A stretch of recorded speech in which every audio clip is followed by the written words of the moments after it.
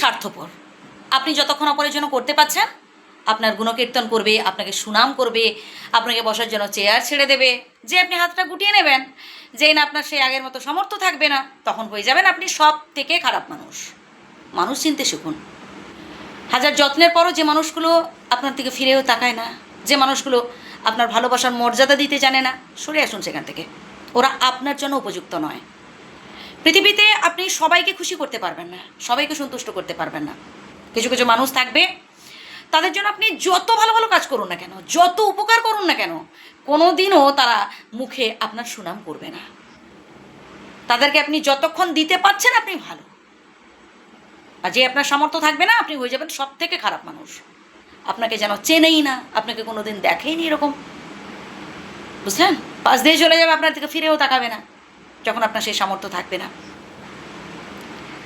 আর আসলে আমরা একটু ভুল করে ফেলি, আমরা না এইসব আত্মীয়দের উপর একটু বেশি ভরসা করে ফেলি। আসলে এরা কখনো আত্মীয় হতে পারে না, এরা কোনোদিনও প্রিয়জন হতে পারে না। যারা সত্যিকারের প্রিয়জন, তারা কোনোদিন টাকা পয়সা, স্ট্যাটাস দেওয়া, মানে দেওয়া নেওয়া এসব দেখে বন্ধুত্ব করতে আসে না।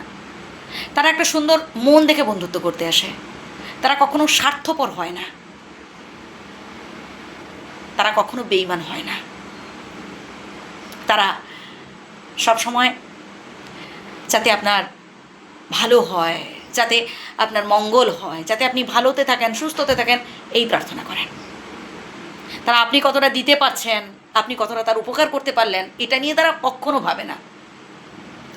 আর দেখবেন জীবনে খারাপ সময় আসবে, ভালো সময়ও আসবে।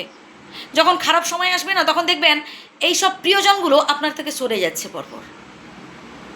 কারণ খারাপ সময় এলে তখন তো আপনার সামর্থ্য থাকবে না, আপনার স্বার্থ মানে ফুরিয়ে যাবে।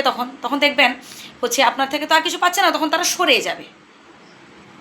আপনি তখন কাঁদবেন, চোখের জল ফেলবেন, হতাশ হবেন না। প্রিয় বন্ধু, এমনটা একদম ভাববেন না। ভাববেন এটাই তো বাস্তব, এটাই তো হওয়ার ছিল।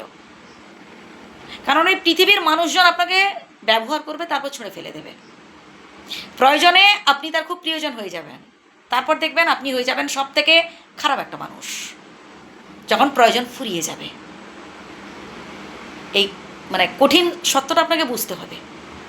তাই অযথা চোখের জল ফেলবেন না, বাস্তবটাকে বোঝার চেষ্টা করুন। স্বপ্ন আর বাস্তবের মধ্যে না অনেক পার্থক্য থাকে। স্বপ্নে অনেক কিছু ভাবা যায়, অনেক কিছু কল্পনা করা যায়, কিন্তু বাস্তবের মাটিতে দাঁড়িয়ে স্বপ্নগুলোকে বাস্তবায়িত করা সত্যি বড় কষ্টকর।